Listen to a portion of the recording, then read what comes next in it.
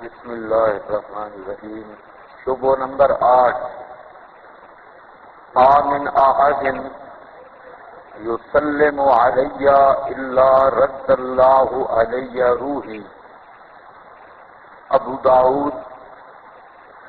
ما من احد، کوئی بھی نہیں ہے جو مجھ پر سلام کرتا ہے مگر اللہ پاک میری روح کو مجھ پر لوٹا دیتے ہیں. رد اللہ علیہ روحی، میری روح کو مجھ پر لوٹایا جاتا ہے. فأرد علیہ السلام، تو میں سلام کا جواب دیتا ہوں. اب ذرا خیال کرو، اس روایت سے بعض حضرات کو بہت دھوکہ لگا ہوا ہے. نیچے دیکھو نمبر 1، یہ ترک البریلویت نہ دلیل شمار. یہ روایت جو پیش کی جاتی ہے اصل میں یہ روایت بریلوی لوگ پیش کرتے ہیں، اور طرز استدلال ان کا یہ ہوتا ہے کہ ما من احد یہ نکرہ تحت النفی ہے، اور اس روایت میں عند القبر کی کوئی بات نہیں، عند القبر کی کوئی بات نہیں. نکرہ تحت النفی، اور نکرہ تحت النفی عام ہے. کوئی بھی سب کو شامل ہے. جو بھی سلام کرتا ہے تو میری روح لوٹا دی جاتی ہے، میں جواب دیتا ہوں. تو اس کو بریلوی پیش کرتے ہیں کہ جو بھی پڑھے، پاکستان سے، سعودیہ سے، ہندوستان سے کوئی بھی پڑھنے والا ہو ما من احد، تو آپ صلی اللہ علیہ وسلم ہر ایک کا سلام سنتے ہیں اور جواب بھی دیتے ہیں. یہ بریلویوں نے اس سے استدلال کیا، پیر کرم شاہ وغیرہ اور دوسرے حضرات نے. ان کو دیکھا دیکھی ہمارے ان لوگوں نے بھی آج کل اس کو اچھال دیا، حالانکہ اس روایت میں عند القبر کی تو بات ہی کوئی نہیں ہے، اور یہ نکرہ تحت نفی. اس لیے جہاں لکھا کہ یہ ترکہ ہے، چوری شدہ استدلال ہے بریلویت سے، نہ کہ تمہاری دلیل. پہلی بات. اور ساتھ ساتھ ذہن میں رکھتے ہیں کہ دعویٰ ان کا کیا تھا، ہر میت کے لیے روح لوٹتی ہے، ہر میت کے لیے. جہاں ہر میت کی تو بات ہی کوئی نہیں، انبیاء کے لیے کوئی بات نہیں. امام الانبیاء صلی اللہ علیہ وسلم کے لیے صرف. سمجھو بات، دعویٰ اور دلیل کی مطابقت بھی ذرا دیکھا کرو. دعویٰ کیا ہے، دلیل کیا ہے؟ دعویٰ ہر میت کا، اور پھر دھوکہ انبیاء کیا نام لے کر. لیکن جو دلیل دی جا رہی ہے اس میں تو انبیاء کی بات بھی نہیں، صرف امام الانبیاء کی بات. اور پھر سننا زندہ اور مردہ برابر سنتے ہیں، ادراک و شعور فہم میں برابر ہیں. یہاں پر بات بھی کس کی ہے؟ صرف سلام کی، خاص ایک جزئی. سمجھو بات، دعویٰ اور دلیل کی کوئی مطابقت ہی نہیں ہے. یہ پہلی بات. دوسری بات کہ یہ بریلویہ کا استدلال انہوں نے چوری کیا. اب ان سے پوچھا جائے گا، جو بریلویوں کو تم جواب دو گے ہم بھی بولے دے دیں گے، کیونکہ یہاں پر تو ما من احد یسلم علیہ الا رد اللہ علیہ روحی اچھی طرح سمجھ لو، عند القبر قبر کی کوئی بات نہیں ہے. جبکہ دور کے قائلین کو وہ بھی مسلمان نہیں سمجھتے، مولانا سرفراز صاحب وغیرہ. تو اب جو جواب دیں گے سوچ لیں. ہماری طرف سے اگر جواب سننا ہو تو بالکل حاضر ہیں. آگے نیچے لکھا ہے خبر واحد کو عقائد کی بنیاد بنانا، اصول اہل سنت سے خروج، اہل سنت سے خارج، یا اہل سنت کے اصول چھوڑو، غلط قرار دو، یا پھر ایسی بے باتیں کرنے سے کنارہ کش ہو. نمبر 2 لکھا ہے آپ کے پاس، ویسے 3 ہے. اس میں آ رہا ہے اس کا راوی یزید ابن عبداللہ بن قصید. یہ بالکل قوی نہیں. جلاء الافہام صفحہ 22، جلاء الافہام، یہاں پر یہ پوری بات ہے اس پر، اسی روایت پر ابن القیم کی کتاب جلاء الافہام، اس پر کہتے ہیں سألت شیخنا، میں نے اپنے شیخ سے پوچھا ان سما یزید بن عبداللہ من ابی ہریرہ، کہ یہ یزید بن عبداللہ راوی جو ہے اس نے حضرت ابو ہریرہ سے کوئی بات سنی بھی ہے یا ایسے بیان کرتا ہے؟ حضرت ابو ہریرہ کا نام لیتے ہیں نا، اس کے نیچے راوی کون ہے؟ یزید بن عبداللہ۔ فرماتے ہیں میں نے پوچھا یہ یزید بن عبداللہ نے ابو ہریرہ سے کوئی بات سنی بھی ہے یا نہیں؟ فقالا، تب فرمایا ما کان ادرکہ، یزید ابن عبداللہ کی ابو ہریرہ رضی اللہ تعالی عنہ سے ملاقات ہی ثابت نہیں۔ تو سمجھ آئیے بات، ما کان ادرکہ، ملاقات ہی ثابت نہیں، ایک۔ نمبر دو، فہو ضعیف، اور یہ یزید ابن عبداللہ کون ہے؟ ضعیف راوی ہے، ضعیف ففی سماعہ منہ نظر، اور حضرت ابو ہریرہ سے سننے میں بھی اشکال ہے۔ تو یہ امام ابن تیمیہ نے صاف کر دیا مسئلہ کہ یزید بن عبداللہ ضعیف ہے اور اس نے حضرت ابو ہریرہ کو پایا ہی نہیں، ملاقات ہی ثابت نہیں، بس انقطاعی اور راوی بھی ضعیف۔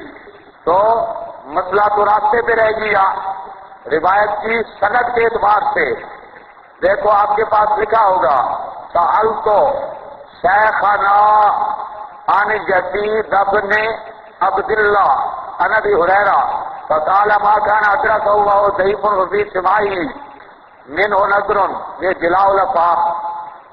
امام احمد رحمت اللہ علیہ اہل سنت کے امام، وہ فرماتے ہیں کہ یزید بن عبداللہ اور ابن حرملہ یہ دو راوی ہیں، لا اقربہما، لا اقربہما، میں ان کے قریب بھی نہیں جانا چاہتا، ان سے روایت سننا تو دور کی بات ہے، میں ان کے قریب بھی نہیں جانا چاہتا۔ دونوں راوی یزید بن عبداللہ بھی اور دوسرا کون ہے؟ ابن حرملہ، یہ ان کے قریب بھی نہیں جانا چاہتا۔ کتاب العلل امام احمد کی، اور قال ابو حاتم، امام ابو حاتم فرماتے ہیں لیس بالکذب، یہ کوئی پختہ راوی نہیں تھا، الجرح والتعدیل، مسئلہ ہے عقیدے کا، جہاں پر تو بات چلتی خبر متواتر کی یا مشہور کی وہ بھی نہیں، اور لے آئے جس روایت کو اس کے راوی بھی کچے ضعیف، اور اوپر حضرت ابو ہریرہ سے ان کی ملاقات بھی ثابت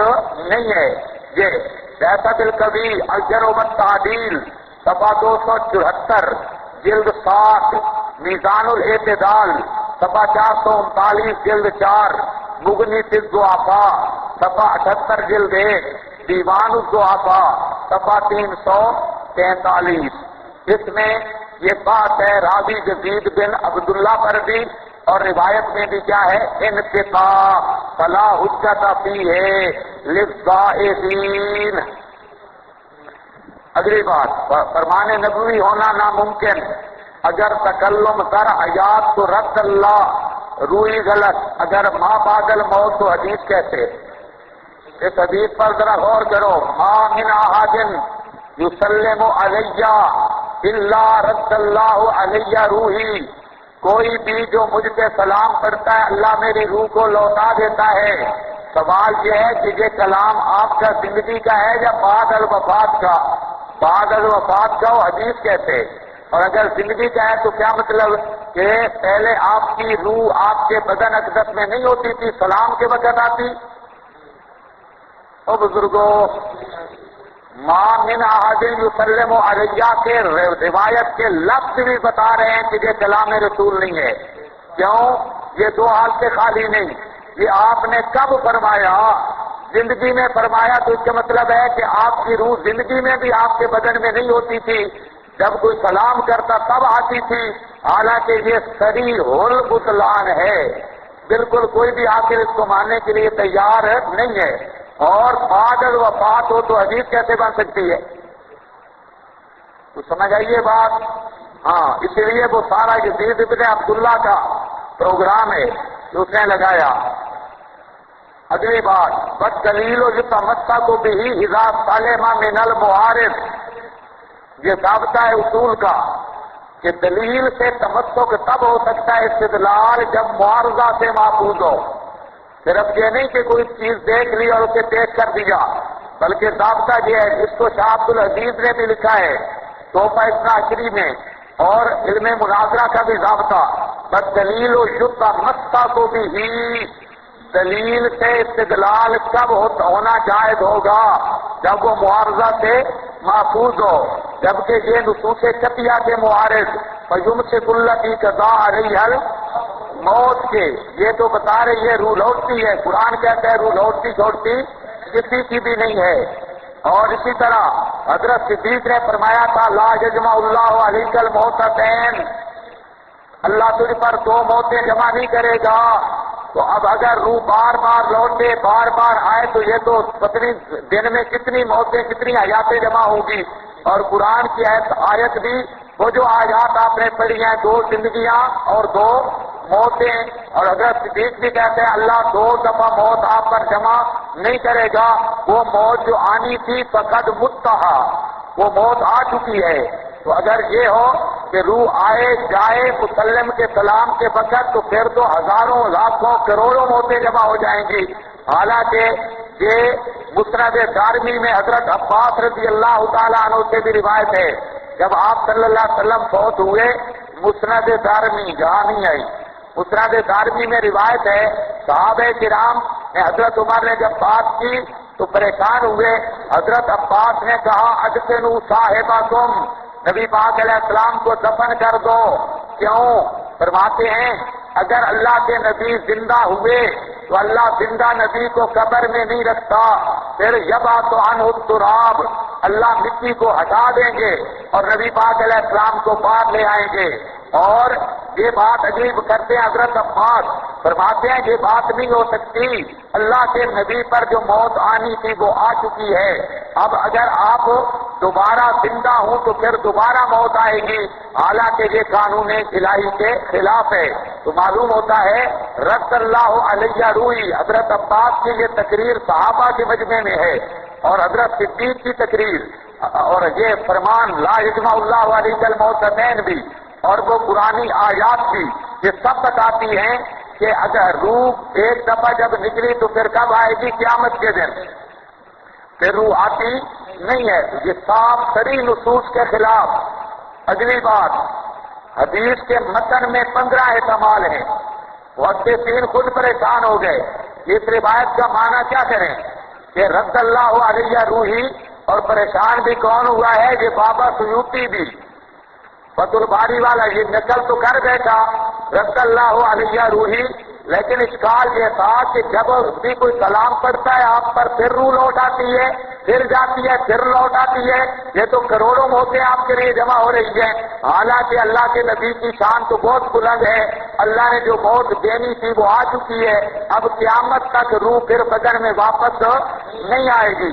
اس کا معنی کرتے ہوئے علامہ سیوطی نے کئی تعبیریں کی. 15 احتمال. اذا جاء الاحتمال، ایک احتمال آئے تو فتح الاستدلال، لیکن یہ ماسٹر کی پارٹی ہے، 15 کو بھی ہضم کر گئی ہے. تو سنو بات، ایک احتمال آئے. حضرت تھانوی بھی لے کے امداد الفتاوی میں، آج کل انہوں نے یہ بھی کہنا شروع کر دیا یہ کون سا ضابطہ ہے اذا جاء الاحتمال. حضرت تھانوی نے لکھا ہے امداد الفتاوی میں، اور احمد رضا نے لکھا ہے، کیونکہ احمد رضا بھی ان کے نزدیک مسلمان ہے، اس مسلمان نے بھی لکھا ہے فتاوی رضویہ میں. اسی طریقہ سے حضرت تھانوی اور علامہ انور شاہ صاحب، شاہ عبد العزیز محدث دہلوی اور سارے بزرگ یہ لکھ رہے ہیں اذا جاء الاحتمال باطل الاستدلال. سمجھو بات، ایک استدلال آ جائے، احتمال آ جائے، ایک احتمال آئے استدلال باطل، اور جہاں پر 15 احتمال ہو تو استدلال تام ہوگا. بڑا ہاضمہ ہے ان کا. اب وہ مختلف احتمال پیش کرتے ہیں. آؤ ذرا ایک ہمارا بھی سنو، جو قرآن کے مطابق حدیث کے اندر تعبیر ایسی قرآن نہ بدلے، تغییر کتاب لازم نہ آئے. اب ذرا سنو، یہ میرے پاس الحاوی للفتاوی علامہ سیوطی کا، وہ کہتا ہے کہ ان المراد بالروح الرحمۃ الحادثۃ من ثواب الصلاۃ. آگے فرماتے ہیں قال ابن الاسیر فی النہایہ تکرر ذکر الروح فی الحدیث کما تکرر فی القرآن، روح کا تذکرہ قرآن میں بھی مقرر ہے اور حدیث میں بھی بار بار آیا، قرآن میں بھی۔ وَوَرَدَتْ فِيهِ عَلَى مَعَانٍ، روح کے کئی معنی ہیں۔ وَالْغَالِبُ مِنْهَا أَنَّ الْمُرَادَ بِالروح الَّذِي يَقُومُ بِهِ الْجَسَدُ، اکثر تو یہی معنی ہے جس کے ساتھ جسد قائم رہتا ہے۔ اور قد اطلق علی القرآن، یا اطلق علی القرآن، روح کا اطلاق قرآن پر بھی ہے، والفائی اور والرحمہ، اور رحمت پر بھی ہے، جبریل پر بھی ہے۔ سیوطی کہتے ہیں کہ روح کے متعدد معنی قرآن حدیث میں ہیں، ان میں قرآن کو بھی روح کہا گیا، جبریل کو بھی روح کہا گیا، رحمت کو بھی روح کہا گیا۔ یہاں رد اللہ علیہ روحی سے مراد ہے رحمت، روح سے مراد کیا ہے؟ رحمت۔ کیا مطلب؟ جب بھی کوئی درود سلام پڑھتا ہے تو اس کے ثواب سے جو رحمت پیدا ہوتی ہے اللہ وہ رحمت مجھ تک پہنچا دیتے ہیں۔ اور بزرگوں، جب بھی کوئی سلام پڑھتا ہے تو سلام سے کیا پیدا ہوتی ہے؟ رحمت، اس کا ثواب ہوتا ہے۔ تو جب بھی کوئی مسلم سلام پڑھتا ہے تو اللہ اس کا ثواب مجھے پہنچا دیتے ہیں۔ تو اس کا کون منکر ہے؟ آپ کو ثواب نہیں پہنچتا اور رحمت الحادثہ نہیں پہنچتی؟ تو بالکل صاف معنی ہے۔ اب اس معنی پہ کوئی اشکال ہی نہیں ہے اور نصوص کے ساتھ معارضہ بھی نہیں ہے، یہ معنی بھی لکھا ہے اور بھی معنی لکھے ہیں۔ تو خلاصہ یہ کہ تمہارا نظریہ صاف آیت، صاف آیات کے خلاف، اور یہ جو روایت پیش کی اس کی عقل تو سند ہی کبھی نہیں، اور پھر سند مانے بھی صحیح، تمہاری دلیل نہیں بریلویہ کی ہے، اس کو تمہیں جواب دینا ہوگا۔ اور ہماری طرف سے جواب واضح ہے کہ اس سے مراد کیا ہے؟ یہ مراد ہے درود و سلام کا ثواب اللہ آپ کی روح تک پہنچا دیتے ہیں۔ اس سے ایک اور مسئلہ بھی پتہ چل گیا۔ مسئلہ یہ ہے کہ یہ جو کہتے ہیں درود پہنچایا جاتا ہے تو پہنچانے سے بھی یہی مقصد ہے ثواب اور اس سے پیدا ہونے والی رحمت وہ پہنچا دی جاتی ہے۔ کچھ سمجھ آئیے میری بات؟ ہاں، یہ اچھی طرح ذہن میں رکھ لو، آپ کے پاس ہوگی کہیں۔ حدیث کے متن میں 15 احتمال، جن میں چند یہ بھی ہیں المراد بالروح، ہاں ایک اور احتمال بھی لکھا ہے جہاں الملک، اس روح سے مراد وہ فرشتہ ہے، درود پہنچانے والا فرشتہ۔ تو رد اللہ علیہ روحی کا مطلب یہ ہوگا کہ جب بھی کوئی سلام پڑھتا ہے تو اللہ فرشتوں کو میرے تک پہنچا دیتے ہیں۔ روح سے مراد کیا ہے؟ فرشتہ، یہ انہ یبلغ السلام۔ اور المراد بالروح الرحمہ الحادثات من ثواب الصلاۃ، وہ رحمت جو المراد بالروح الرحمۃ الحادثات، جو رحمت پیدا ہونے والی ہے من ثواب۔ اور بولو بزرگوں، درود کے ثواب سے جو رحمت پیدا ہوتی ہے وہ رحمت مجھ تک پہنچتی ہے، اس کا کون منکر ہے؟ دونوں چیزیں ہوں کوئی مسئلہ نہیں۔ تیسرا احتمال جہاں لکھا خارق للعادہ، اور وہاں پر بھی توجہ روح کی متوجہ کی جاتی ہے، روح لوٹائی نہیں جاتی، روح کو متوجہ کیا جاتا ہے جب صلاۃ و سلام پہنچتا ہے، روح متوجہ ہوتی ہے صلاۃ و سلام کی طرف۔ اور ابو داؤد کے بین السطور میں لکھا ہے صاحب دہلوی کے حوالے سے، یخبرونی،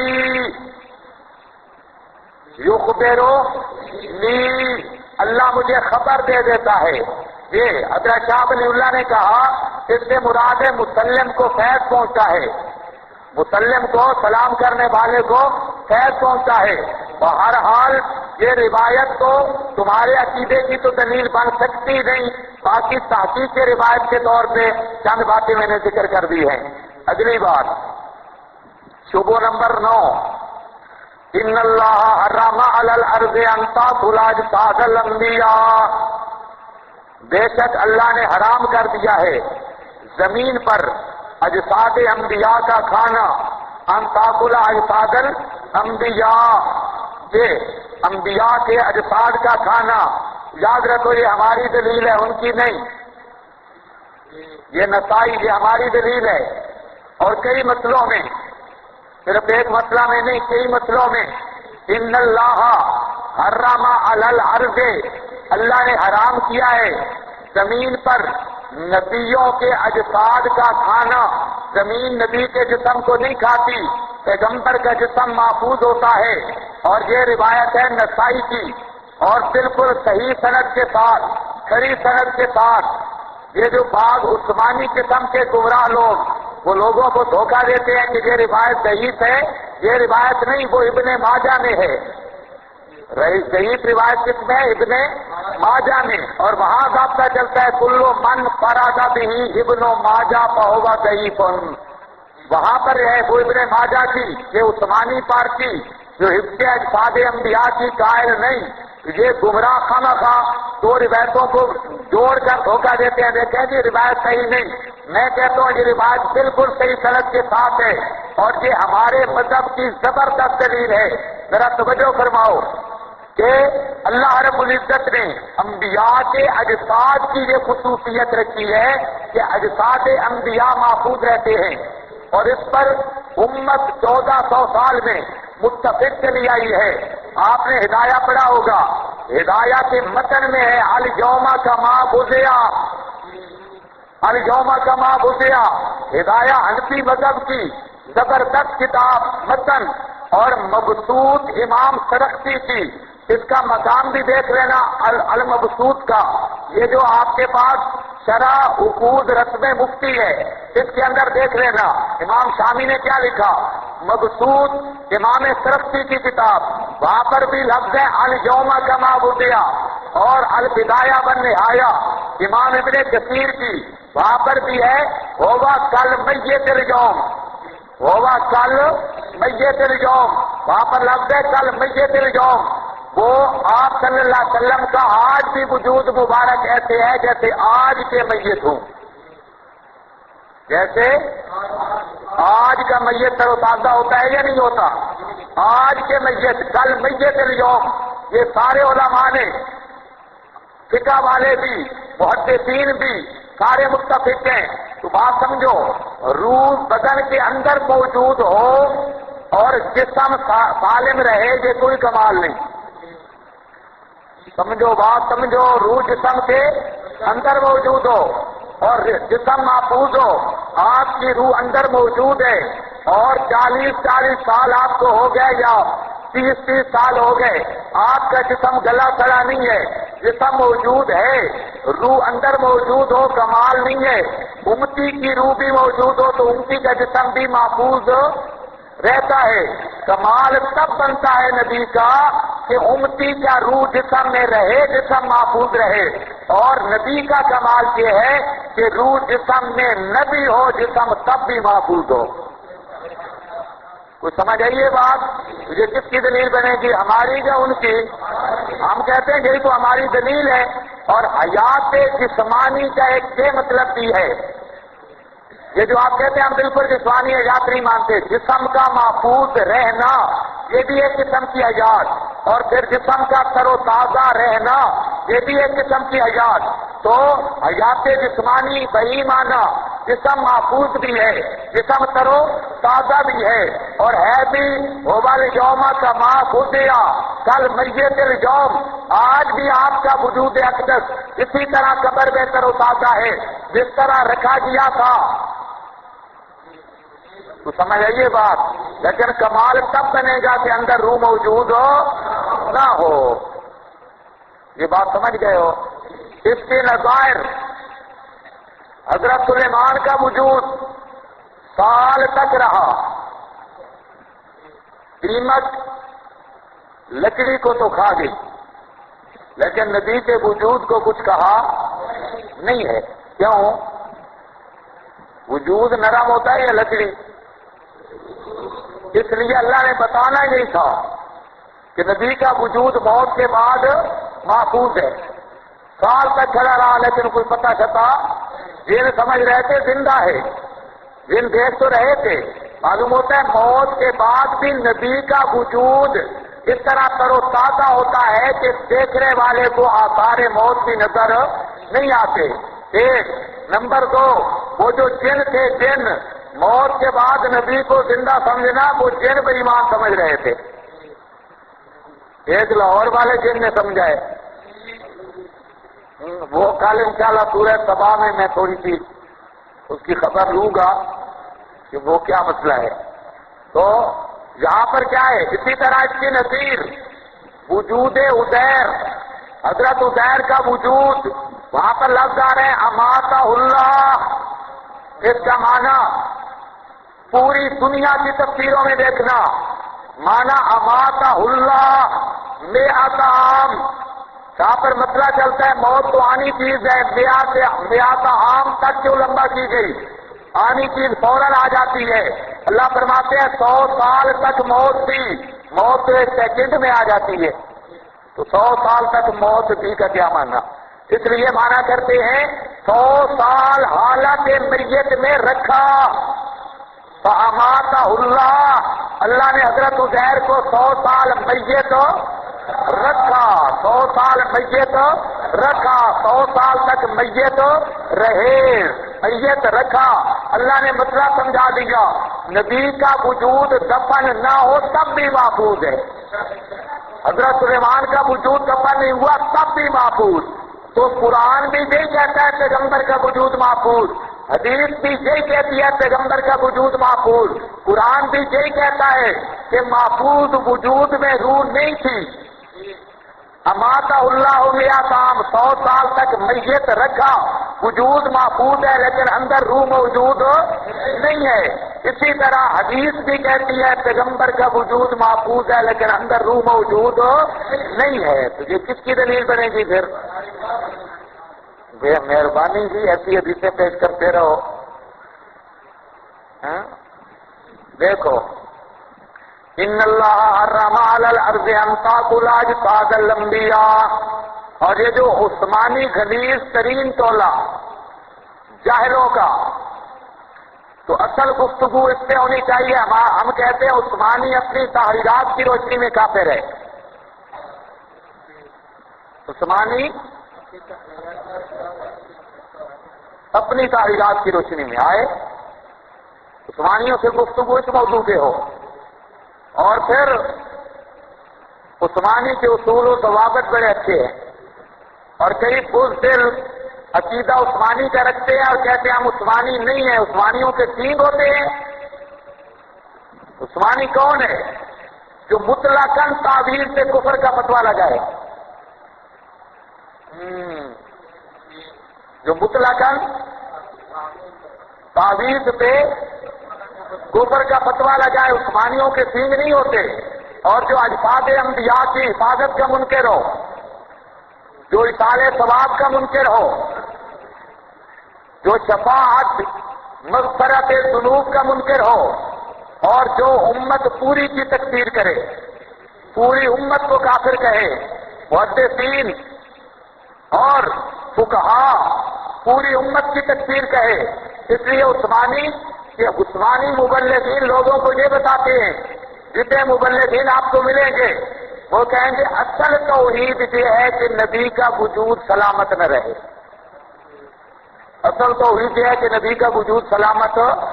اچھا، اس کا مطلب ہے جب تک نبی دعوت دے رہے تھے وجود بھی سلامت تھے، روحیں بھی اندر موجود تھیں، تو اس وقت تک توحید سلامت نہیں تھی۔ اور بزرگوں، کیونکہ ان کی توحید کے لیے شرط یہ ہے کہ نبی کا وجود سلامت نہ رہے، تب توحید پکی ہوتی ہے۔ تو مطلب ہے جب نبی زندہ تھے بیان کر رہے تھے پھر تو توحید نہیں ہوتی ہوگی۔ پھر ارسلنا نوحا الی قومہ قال یا قوم اعبدوا اللہ، نبی کا وجود تھا یا نہیں تھا؟ یہ جو سارے واقعات آپ پڑھتے ہیں تو یہ عثمانی کا مستقل کفر ہے اور فرقہ عثمانیہ کا۔ تو اسی لیے ان کو صاف کہہ دو جو وجود انبیاء کی حفاظت کے قائل نہیں، ان کو کہو کہ ایمانو حدیث کے بھی منکر، قرآن کے بھی منکر، اور اپنے آپ کو حنفی بھی مت کہو، سیدھے رڑے پہ چڑھ کے عثمانی بنو، ہم دیکھیں کافروں کا کیسے چہرہ ہوتا ہے، باتیں آؤ، یہ کون سی بات ہے؟ تو عثمانی خود ضال مضل اور اپنے فتووں کی روشنی میں کافر ہے، ہم اسے گمراہ سمجھتے ہیں، اور اس کے نظریات کر لزوم کفر بالکل متحقق ہے اور بعض پر التزام بھی۔ آگے چلو جی، ان اللہ حرم علی الارض ان تاکل اجساد الانبیاء. یہ روایت ہمارے نظریہ کی زبردست دلیل ہے، کیونکہ اگر روح جسم میں ہو اور جسم محفوظ رہے تو یہ کمال یا خصوصیت نہیں. کمال تب بنتا ہے کہ جسم میں روح نہ ہو پھر بھی جسم محفوظ رہے. نیز حفظ اجساد حیات دنیاوی کی دلیل ہرگز نہیں. دیکھیں واقعہ حضرت عزیر، حضرت سلیمان، اور آپ کا کفن سے قبل 3 دن تک وجود کا محفوظ رہنا بغیر اعادہ روح. یہ دلیل ہے ہمارے موقف کی. شبہ نمبر 10 ان اللہ. یہ پرچیاں نیچے گر رہی ہیں، مجھے تو کیا پرچی ہے؟ اچھا، سلیمان کا وجود مبارک کا محفوظ ہونا معجزات سلیمان سے تھا. موت کے بعد بھی معجزہ ہوتا ہے. اب تو پھر نئی بات آئے گی. معجزات، یہ معجزے کا صدور موت کے بعد ہوا ہے. پھر تو بریلوی بن جاؤ. عثمانیوں سے ترقی کر کے بریلوی. اقرار کفر بالکفر. اس روایت کا درجہ کیا ہے اس کے بارے میں وضاحت فرمائیں. پتہ نہیں یہ سویا ہوا تھا رکا لکھنے والا. میں کہہ رہا ہوں بالکل صحیح سند کی حدیث ہے، اور اصل ہمارا مستدل قرآن ہے اور اس کی مؤید یہ حدیث ہے. اور سمجھو حدیث کو ہم نے بطور تائید کے پیش کیا، اصل قرآن سے ثابت ہے. اب چاہیے تجھے جو آدمی کہتا ہے انبیاء کے وجود محفوظ نہیں، لائے دلیل کتاب اللہ سے یا سنت سے. بھائی دیکھیں نا استدلال کا صرف عقلی ڈھکوسلے تو نہیں. جو آدمی کہتا ہے انبیاء کا وجود محفوظ نہیں، لائے ہاتھوں برہانہ تم. نہیں تو آپ قرآن میں بار بار پڑھ چکے ہیں کہ بغیر دلیل شرعی کے عقیدہ رکھنا یہی معصیت قلبی ہے. وہ کوئی سمجھ آئیے بات؟ ہاں، اب وہ ہم سے مطالبہ کرتے ہیں، ہم پوچھتے ہیں تو لا دلیل. ہم تو حدیث مانتے ہیں، حدیث میں آیا. ہم قرآن مانتے ہیں، قرآن میں آیا. ہم حنفی ہیں، ہماری فقہ میں بھی آیا. مقصود سرخسی کا حوالہ دیا، ہدایہ کا حوالہ دیا، اور ابن کثیر نے لکھا. یہ ساری ترتیب. لیکن اس عقیدے سے اجساد والے عقیدے کا قباحت بیان کر، اس سے اجساد والی جز کی کیا بیان کر؟ قباحت. اور پھر لے آ فنائے وجود سے کوئی دلیل، ایک دلیل صرف. لیکن جب نہیں تو پھر پک کرنے کی ضرورت نہیں ہے. آگے چل. شبہ نمبر 10 ان للہ ملائکہ. اللہ کے کچھ فرشتے ہیں سیاحین فی الارض، جو چلتے پھرتے ہیں زمین میں. یبلغونی،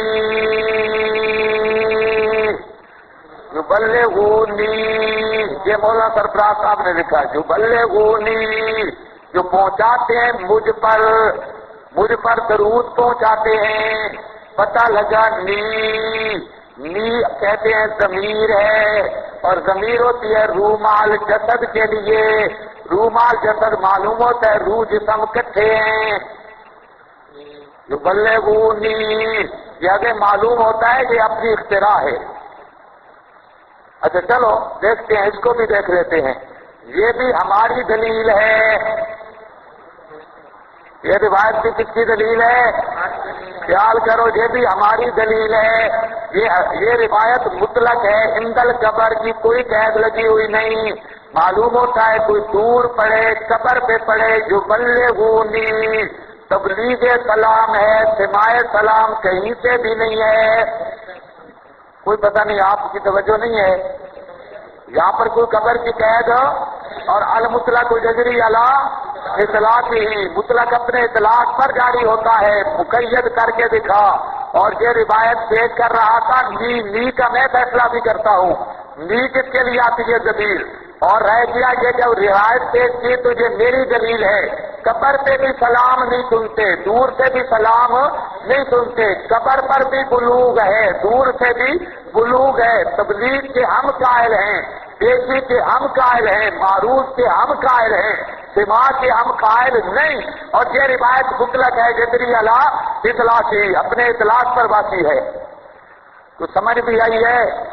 اس روایت میں نہ تو اعادہ روح کی بات ہے، نہ ہی تعلق کے تصرف یا سماع کی بات، اس لیے فریق مخالف کی دلیل ہرگز نہیں۔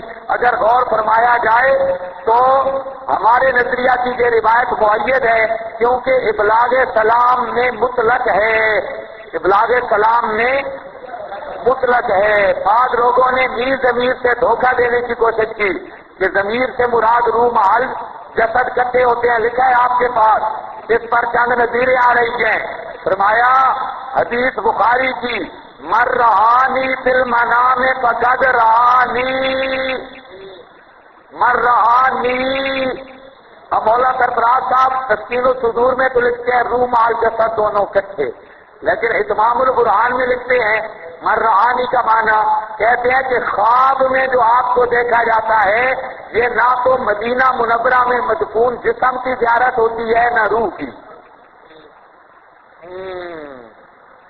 خواب میں جو زیارت ہوتی ہے نہ مدینہ کے مدفون جسم کی نہ، لیکن آیا کیا ہے نی، یہ نی تو آیا رویت مثالیہ کے لیے۔